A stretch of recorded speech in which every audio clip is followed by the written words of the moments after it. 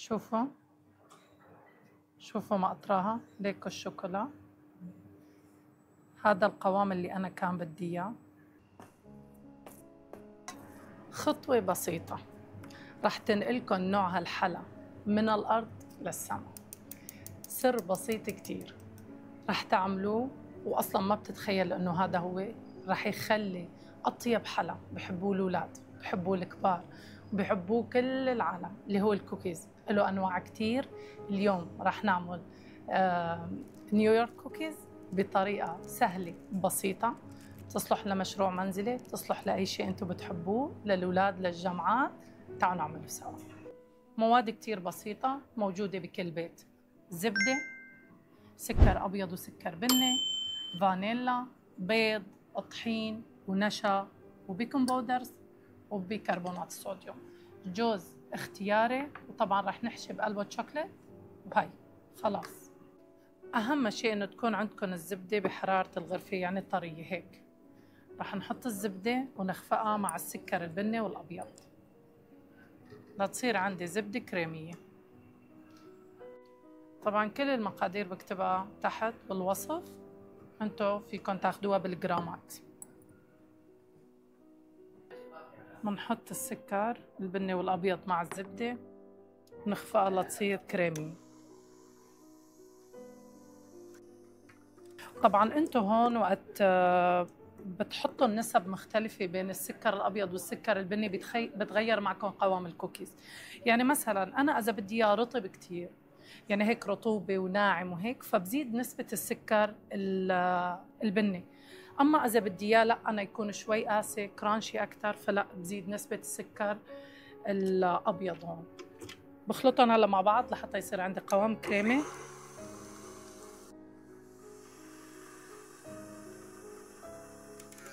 هلا بس وصل عندي الزبدة والسكر للقوام المطلوب،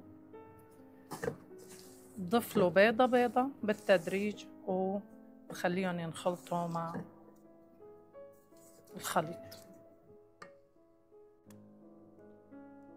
بحط بيضة وبخلطها مع الزبدة والسكر. طبعا الفانيلا ما بننساها، تعطي طعم كتير طيب للكوكيز.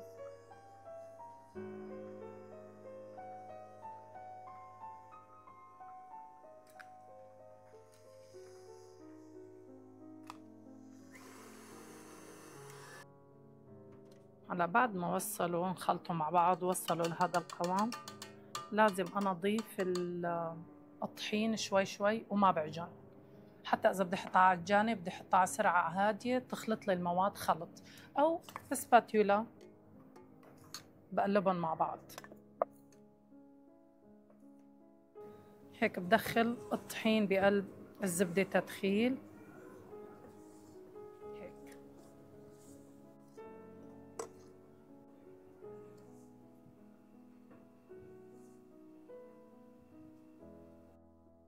عادة نيويورك كوكيز أحجامه كتير كبيرة، يعني بيكون تقريبا بين 120 لل 150 جرام، بس أنا ما بدي أعمله غير 70 جرام تقريبا بنفس القوام، بس مدة الخبز بتكون أقل لأنه صغرت حجم القطعة، بس رح يطلع نفس القوام ونفس الشيء. لهيك رح أقطعهم بين 50 و60 جرام بدون حشوة. طبعا يعني هي بدون حشوة رح يطلعوا 50 60 جرام. كل وحدة رح أحشيها قطع الشوكولا مسكرة. وأهم نقطة ليكون نيويورك كوكيز معكم طيب ولذيذ، تعملوه بالليل أقل شيء، حطوه 12 ساعة بالبراد لحتى يبرد كتير منيح. هاي الحركة رح تخلي المواد كلها تتجانس مع بعضها، يعطيكم طعم كتير طيب تاني يوم، يعطيكم القوام اللي بدكم اياه للنيويورك كوكيز. طبعا هون العجينة كل ما عليناها هيك لفوق كل ما كان تسطحها أقل بالفرن، خصوصا إنه نحن بنحطها مدة قليلة. يعني مثلا مثل هدول خلينا نحطهم 9 دقايق لل 11 دقيقة أكتر حد، أكتر من هيك ما بصير حطهم. هلا انا بعد شوي رح ارجع اعمل هاي الحركه فيهم بس يبردوا شوي لانه هلا كتير سخنين. بس هيك باصابعكم تعملوا لهم هيك الموديل تبع نيويورك كوكيز. انا ما بدي اياهم كتير عاليين، هيك عملتهم دوائر. بس لو بدكم اياهم كتير عاليين هيك لازم تصير، يعني لازم تشتغلوها هيك لفوق هيك. المقدار اللي عملته عمل معي تقريبا 12 كوكيز. حجم الكوكيز ما يعادل 70 جرام. كل ما كانت باردة كل ما كان أسهل انكم تعملوا هاي الحركة فيها. أما أنا هلا لأنه سخنة كتير، يعني هلا خالص عجن، فبدها شوي كان ترتاح. رح ريحها طبعا بعد ما كورها. بحط لها كم وحدة بس شوي جوز، وبحشيها كمان، بعجنها هيك وبحشيها عادي.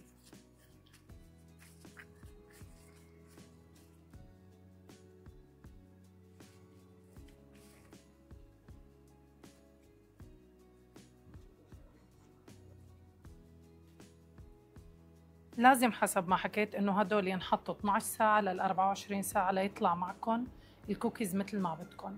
بس انا هلا دائما ما عندي وقت احطهم بالثلاجة بالفريزر، مو بالثلاجة لانه نحن بنقول براد بالعادة. رح احطهم بالفريزر تقريبا شي ساعة، وبعدين رح احطهم بالفرن. نحطها بالفريزر ليش؟ التجميد بيساعد انها تحافظ على قوامها. مشان الكوكيز على 180 لمدة 9 ل 10 دقايق. أنا حطيتها 12 هون بس 9 ل 10 بتاخد.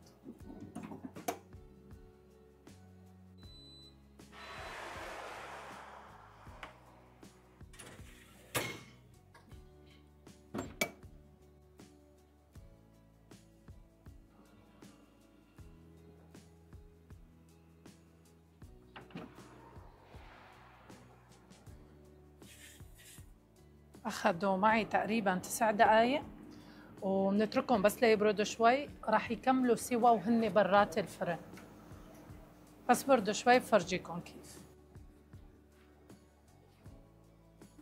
ليش الشوكولا معي بتطلع مجمدة من جوا بالكوكيز وأصلا ما بتدوب؟ يعني بتقرط قرط، ما بتدوب مثل ما بشوفها بالفيديوهات. أول سبب وأهم سبب لأنك تستخدمي شوكولا كومباوند، يعني مضاف إلى زيوت نباتية. أما الشوكولا الحقيقية المنضف لها زبدة الكاكاو فهي أكيد رح تذوب معك وبحرارة الغرفة، ورح تكون من أطيب ما يكون وألذ ما يكون، ومثل ما بتشوفيها بالفيديوهات. شوفوا مقطراها ليكو الشوكولا. هذا القوام اللي أنا كان بدي إياه. طبعا أنا عندي هلا الكوكيز كتير سخن هسه، بس برد شوي رح يتماسك ويصير أحسن. بس شوف ألذ من هيك شو ما في.